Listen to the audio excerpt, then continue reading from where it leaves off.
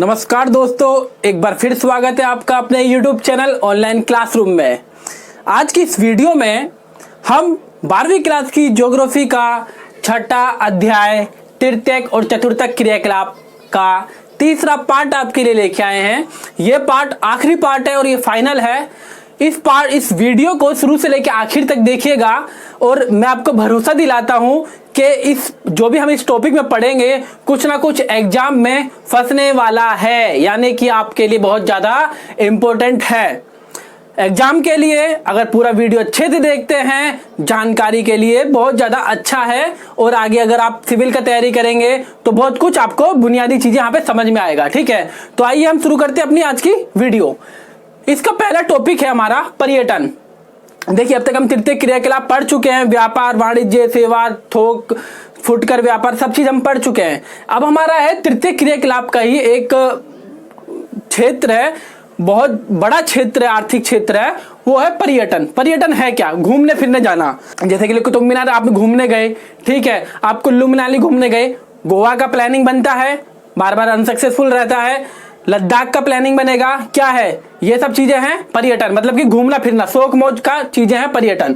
ठीक है, पर्यटन एक यात्रा है, ट्रेवल है, जो व्यापार की वजह, व्यापार के लिए नहीं, प्रमोद मतलब आनंद के लिए, खुशी के लिए की जाती है। ये विश्व का सबसे बड़ा तृतीय क्रियाकलाप है। ठीक है, देखो, व्यापार की बजाय अब सोचिए व्यापार के साथ साथ घूमना फिरना हो जाए तो क्या मजा आएगा, आनंद आएगा ना। तो पर्यटन क्या है कि देखो, अगर आपका 5 नंबर का कोई क्वेश्चन पूछता है पर्यटन को प्रभावित करने वाले कारण या पर्यटन प्रदेश या कुछ भी 5 नंबर का पूछता है, तो सबसे पहले आप इंट्रोड्यूस करवाइए आखिर वो चीज है क्या, पर्यटन है क्या। अगर आप इंट्रोड्यूस कराओगे कि पर्यटन भाई वास्तव में ये है, प्रभावित करने वाले कारण पे बाद में आएंगे, लेकिन पहले पर्यटन ये चीज है कि जब हम कोई यात्रा बिना व्यापार की बजाय हम घूमने फिरने, इंजॉयमेंट के लिए, प्रमोद के लिए, आनंद के लिए हम कोई यात्रा करते हैं तो वो पर्यटन कहलाता है। एग्जामिनर खुश काहे खुश होगा? वो इसलिए खुश होगा, भैया मैंने तो जवाब मांगा था पर्यटन को प्रभावित करने वाले कारण। अब ये नकलची बंदर तो है ही नहीं, ये बच्चा क्या करा है, मेहनत किया है और उसे बताया भी है पर्यटन है क्या, तभी तो 5 नंबर मिलेगा ना। 5 नंबर का मतलब ये थोड़ी 2 लाइन लिख दिए, थोड़ा भूमिका दीजिए, परिचय दीजिए, तभी तो आप मौका मिलेगा ना लोगों को कि आपका नंबर कितना मिलेगा। ठीक है, तो अब यह पर्यटन अन्य उद्योगों जैसे फुटकर व्यापार, शिल्प उद्योग को भी बढ़ावा देता है। देखिए, कभी अब जब किसी जगह पर आप घूमने जाते हैं तो वहां पे क्या होता है, वहां पे खाने पीने का सामान मिलता है, आपको रेस्टोरेंट मिलता है, फल वाला सब्जी वाला मिलेगा और कोई वहां का लोकल चीज वेराइटी होगा तो जूती मिलेगा, क्या पता जूता मिल जाए सर पे खाने के लिए, या फिर झुमका वगैरह होगा वो पहनने के लिए मिल जाए। शिल्प उद्योग को भी बढ़ावा देता है, मतलब कि आप पर्यटन के लिए घूमने जाएंगे, सिर्फ और सिर्फ घूमने नहीं जाएंगे ना, खाना पीना भी होगा, अगल बगल में होटल भी होगा, सुविधाएं आपको चाहिए, बार चाहिए, नाच गाने के लिए सबकी चीज चाहिए कि नहीं चाहिए। तो यहाँ पर ये क्या है, पर्यटन सिर्फ पर्यटन को ही बढ़ावा नहीं देता बल्कि ये दूसरे उद्योग को भी बढ़ावा देता है। मतलब कि पर्यटन एक बहुत बड़ा इकोनॉमिकल सेक्टर है जो कि हमारे आर्थिक विकास में और जो पूरा भारत सरकार, पूरा विश्व का अलग देशों का सरकार होता है, उनके राजस्व में बहुत बड़ा योगदान देता है। अब पर्यटन प्रदेश कहां पर है, कहां पर पर्यटन किया जाए? ठीक है, अब देखो, अंग्रेज लोग जो होता है जो क्या ठंडे क्षेत्र में रहता है, ठीक है, यूरोपीय लोग, तो यूरोपीय लोग ठंडे क्षेत्र का वो आदि है ठंडी क्षेत्र का। अब वो क्या करेगा, वो भाई ऐसी जगह जाएगा ना जहाँ पे शांति से रह सके, समुद्र के किनारे, भूमध्य सागर प्रदेश के चारों तरफ उष्ण जलवायु होता है, गर्मी का माहौल होता है, सैंडो बनियान पहनेंगे और हाफ पैंट पहनेंगे और यूं करके चिल मार के नारियल का जूस पिए, क्या मजा आएगा। जूस नहीं, नारियल का पानी पिएंगे, क्या मजा आएगा ना कि नहीं आएगा। तो वहीं लोग जाएगा गोवा, भारत का पश्चिमी तट पे जाएंगे, अगर गोवा पे जाएंगे क्या करेंगे, मौज मस्ती करेंगे, बीच पे फुटबॉल खेलेंगे, वॉलीबॉल खेलेंगे, क्या मजा आएगा कि नहीं आएगा। हाँ, गोवा का बीच पे जाएंगे तो खेलेंगे, क्या मजा आएगा, बहुत मजा आएगा, आनंद आएगा चारों तरफ।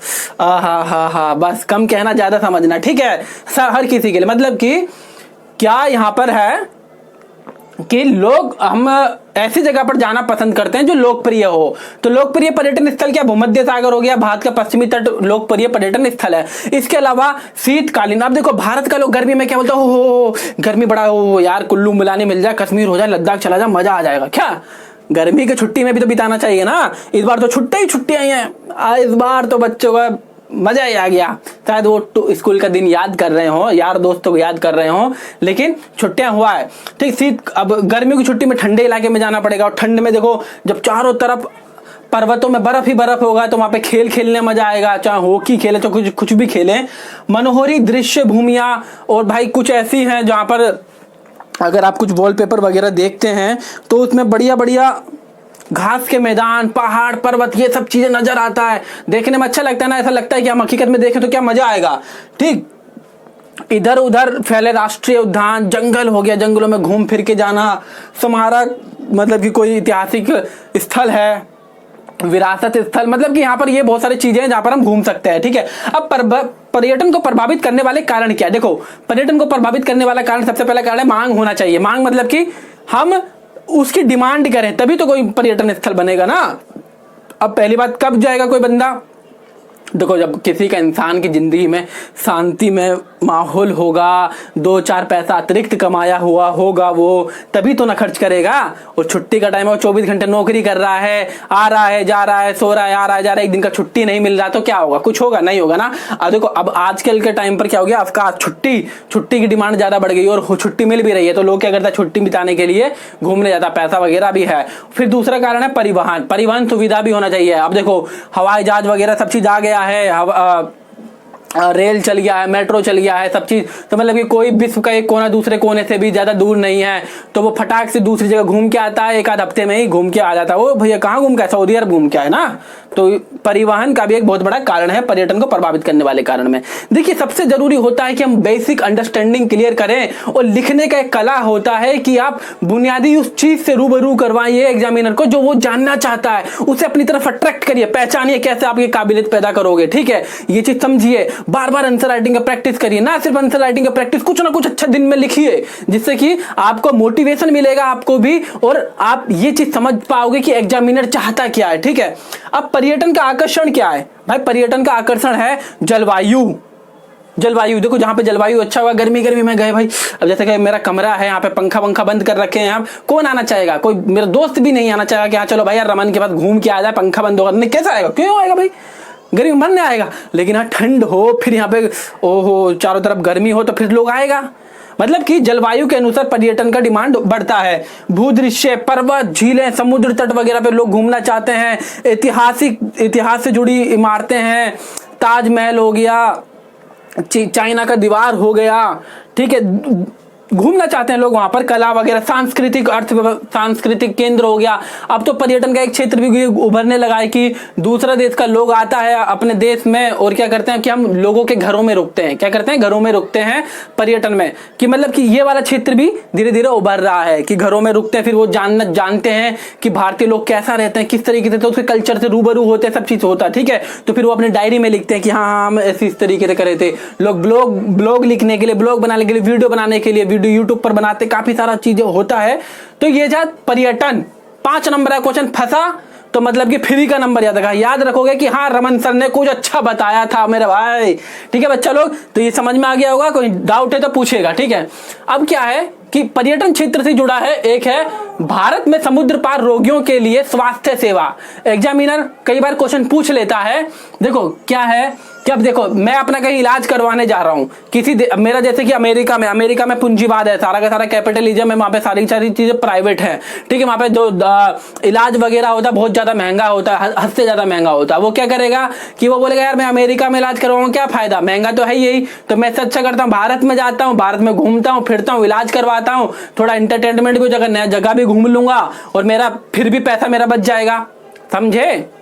तो यहाँ पे वही बात है, 2005 में यूएसए से भारत में उपचार के लिए 55,000 रोगी भारत में आए।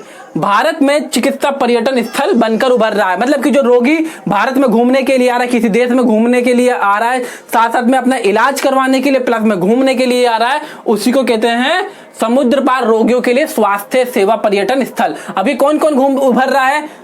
मलेशिया उभर रहा है, थाईलैंड उभर रहा है, सिंगापुर उभर रहा है, ये काफी फेमस हो रहे हैं। अब देखो ये तो था हमारे तृतीय क्रियाकलाप तक। अब चतुर्थ क्रियाकलाप भी, पंचम क्रियाकलाप भी थोड़ा थोड़ा समझ लेते हैं, परीक्षा में आता नहीं है, नॉर्मली आप समझ लेते हैं, जो आएगा मैं आपको बता दूंगा।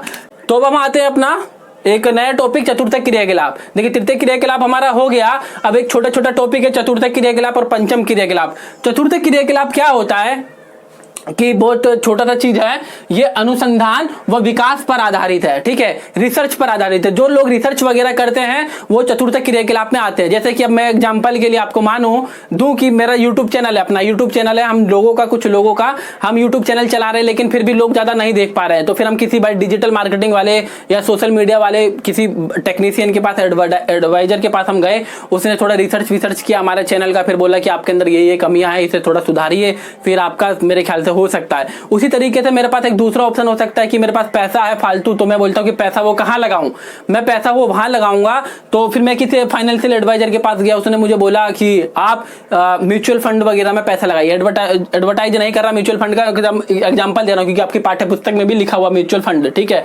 बोले म्यूचुअल फंड में आप इन्वेस्ट करिए, आपका थोड़ा बहुत पैसा वहां से निकलेगा। या फिर बोल सकता है शेयर मार्केट में इस जगह पैसा लगाइए, आप वहां पे मिलेगा।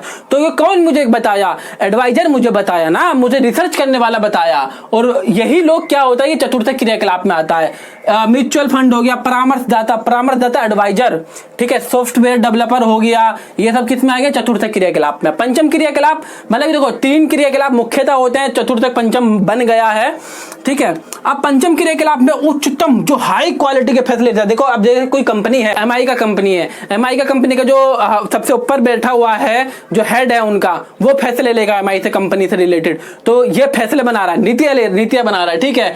तो उच्चतम निर्णय लेने वाले तथा नीतियों का निर्माण करने वाले पंचम क्रियाकलाप को निभाते हैं। मतलब कि जो नीतियां वगैरह पॉलिसी बना रहे हैं किसी भी चीज का, कोई बड़ी कंपनी का सीईओ हो गया, तो ये किसमें आ रहा है? पंचम क्रियाकलाप में आ गया। और साथ साथ में डाटा साइंस हो गया, डिजिटल मार्केटिंग हो गया। तो डाटा साइंस का क्या हो गया कि लोगों ने क्या करा, पूरा का पूरा कई सारे आंकड़े इकट्ठा किए। जैसे कि अब अगर आप देखोगे अपने यूट्यूब आप चलाते हैं तो आप देखोगे कि आप कुछ चीज गूगल पे सर्च मारते हैं, ठीक है, गूगल पे सर्च मारते हैं और उसके बाद क्या होता है, वो आपके यूट्यूब चैनल पे भी आने लग जाएगा, फेसबुक पर भी आने लग जाएगा, उसी से रिलेटेड लिंक। उनको कैसे पता चला कि भाई आपको क्यों रिकमेंड करता है, क्यों आपको दिखा रहा है? वो इसलिए दिखा रहा है क्योंकि आपने वो सर्च मारा था और वो डाटा किसी और के पास चला गया, उसने जो डाटा उसने एनालाइज किया कि भाई इस बच्चे को ये चीज आप दिखाइए और इस हिसाब से इसके हिसाब से इसमें आपका प्रॉफिट हो सकता है। तो किसने बनाई है? डाटा साइंस वालों ने, ठीक है,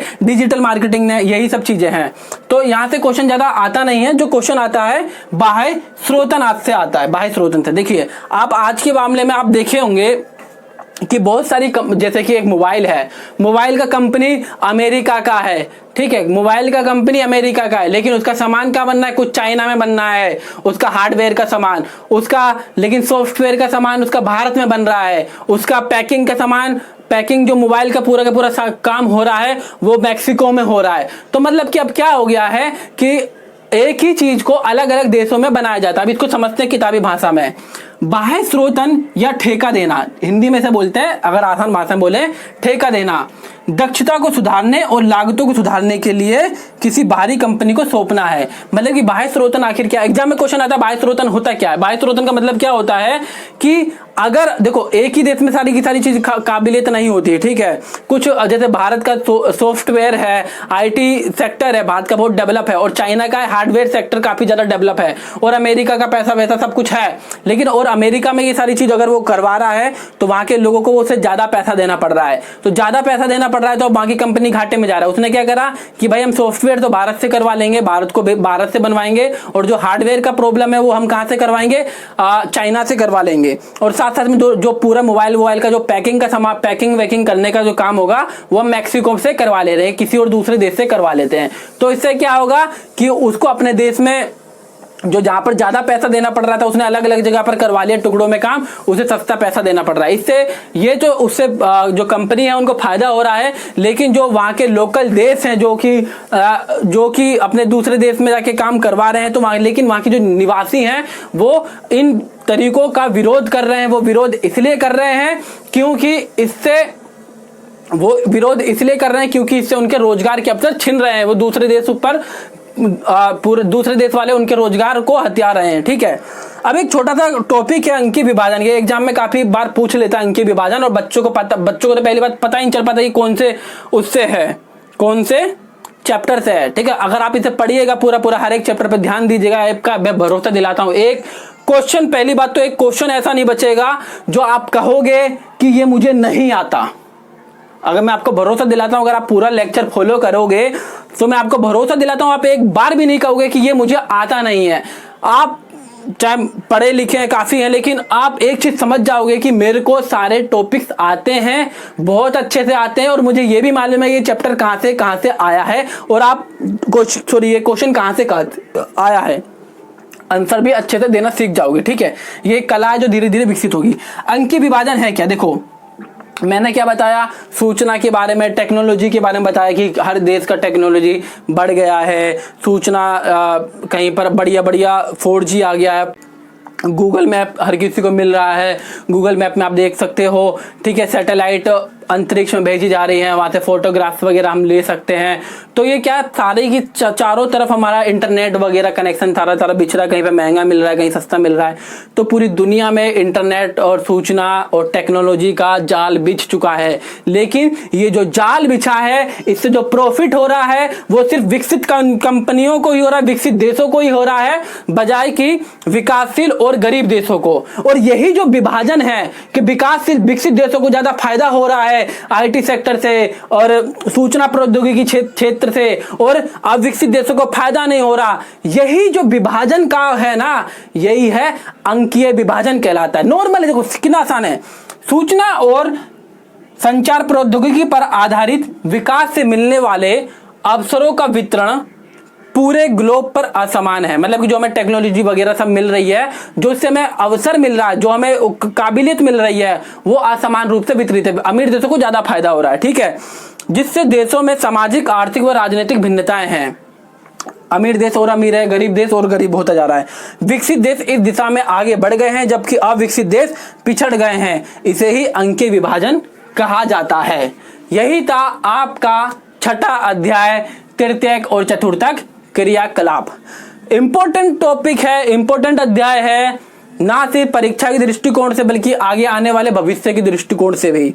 आप इसे जरूर देखिए, शुरू से लेकर आखिर तक देखिए, सारे लेक्चर देखिए, फॉलो करिए। कहीं पर कोई डाउट है, किसी प्रकार का कोई शक है, कमेंट करिए, बताइए कि हमें ये समस्या आ रही है, ठीक है। अपने दोस्तों के साथ शेयर करिए, चैनल सब्सक्राइब करिए, ठीक है। आज के लिए इतना ही, धन्यवाद। जय हिंद, जय भारत।